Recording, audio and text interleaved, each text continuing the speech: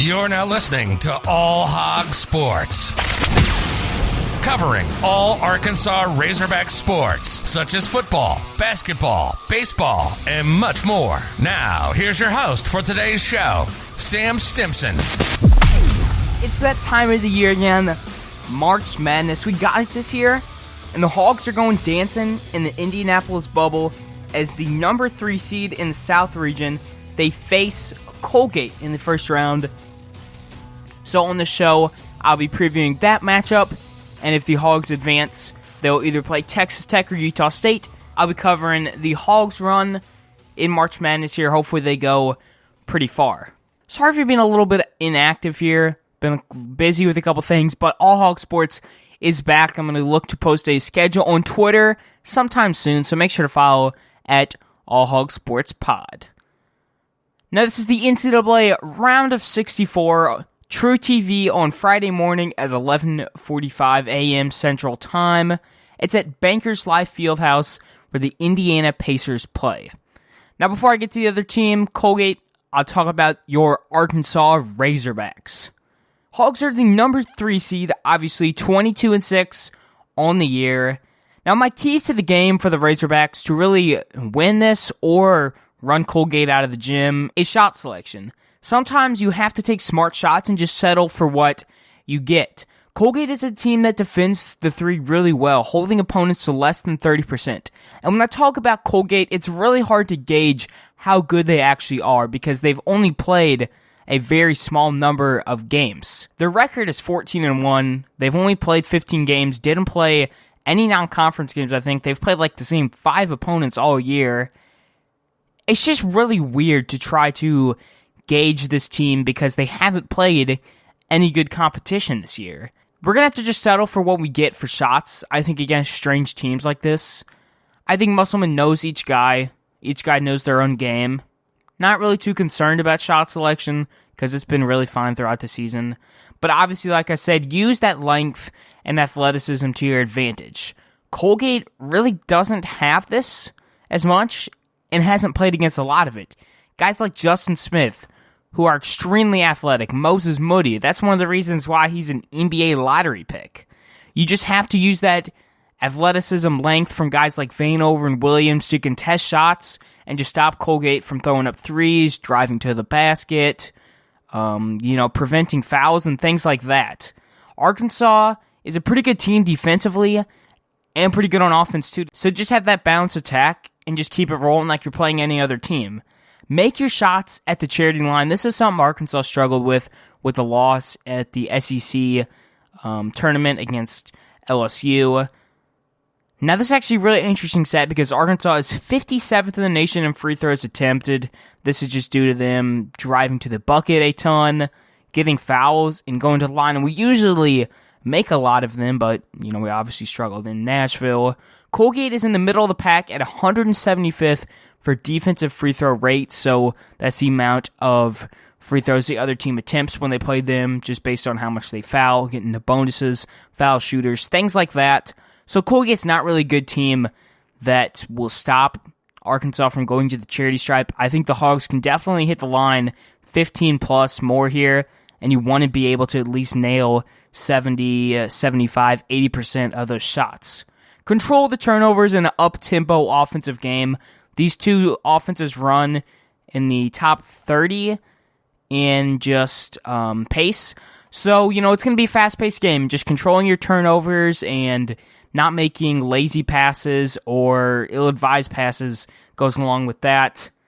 I could spit out a lot of facts here on Colgate and just their, resume and such, but it's really hard to gauge them, like I said, at the 188th spot in strength of schedule.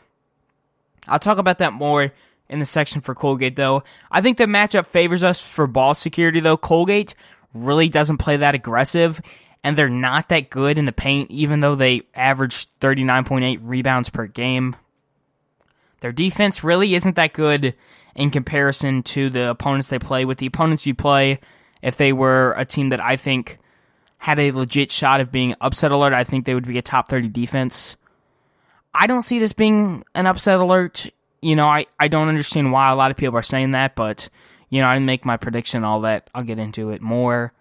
Just lock down that perimeter, force them to drive to the bucket, and have Vanover, Williams, Smith contest shots and get that rebound, really.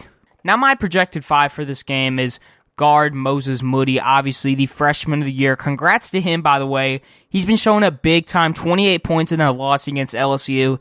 And man, this is just one of the guys made for the postseason, more than likely playing the last few games of his college career here at Arkansas. And in my opinion, he's one of the best to ever come here and play ball.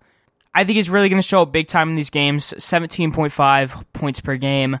I just think he's going to do a lot of his basic, catch and shoot and make opportunities for himself. That's just his game. Guard Jalen Tate, though, normal stuff for your point guard. Work the ball, get assists, and I think a big part of this is just not getting in foul trouble. He kind of got in a little bit of foul trouble in the SEC tournament, but in my opinion, I don't think they'll call as many fouls in Indy. I think SEC refs just typically call a lot of fouls. Guard Devo Davis, he's just very important to the squad to winning. When you look at that 12-game SEC winning streak, I don't feel like he's talked about enough just for the hustle he puts on offense and defense. This is a guy that I wasn't sure where he was going to fit in the rotation at the beginning of the year, but it's been awesome to watch him, man. He just hustles down that court, and there's not a single guy of those 10 guys on the court that I feel like puts it more in than Devo. And just obviously his defense and mid-range shot are where his game really excels. It's hard to tell if the center's going to be Jalen Williams or Connor Vanover. Musselman kind of hinted to Williams starting because Vanover didn't log that many minutes in Nashville, but I think it's interesting. I'll start off with Vanover.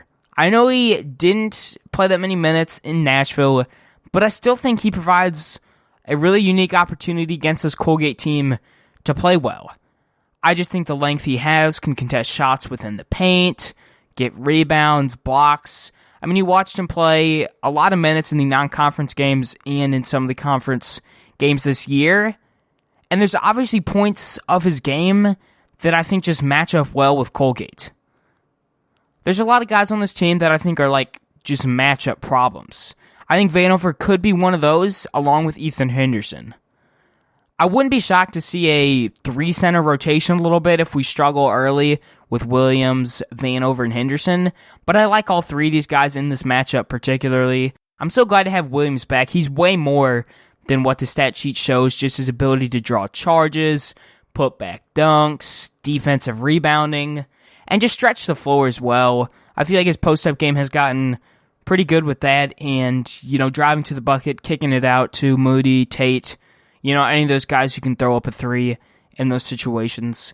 Obviously, forward Justin Smith, leading rebounder on this team, and he obviously is going to use that vertical to his advantage in his athleticism. I talk about that a lot because I think that is one of the best parts of his game. Just him being athletic makes it easy for him to do a lot of stuff on the court. 6.8 rebounds per game, 3.0 on the offensive side of the ball. Just be that glue guy and fit into that role. You've seen how he plays with this team. Off the bench, guard JT Notte played a lot of minutes, especially in the Missouri game, showed up big time in that. Spark off the bench, putting up 20-plus in that matchup. SEC 6th Man of the Year, and Bleacher Report's National 6th Player of the Year, so congrats to him for that one. Just being a spark off the bench, and he's also really locked in defensively. I think his shot selection and just defense and hustle has gotten so much better throughout the year, and I really can't wait to see him next year, but we'll save that for the offseason. I think his minutes and just role on the offense depends on Jalen Tate and if he gets in foul trouble or not in this game. Off the bench, you got guard Desi Sills, just a reliable player to come off the bench, shoot 3, stretch the floor, and just play into that rotation. Forward Vince Jackson, and then forward Ethan Henderson, who played a lot of minutes in the LSU game, putting up 26. I wouldn't be shocked to see him get a little bit of an expanded role off the bench and, Musselman to trust him, especially if we get up big and we kind of want to save some legs for the next game. Just a couple notes here. If we score like 80+, I think it's likely we win this game here. Just push them with the momentum/pace.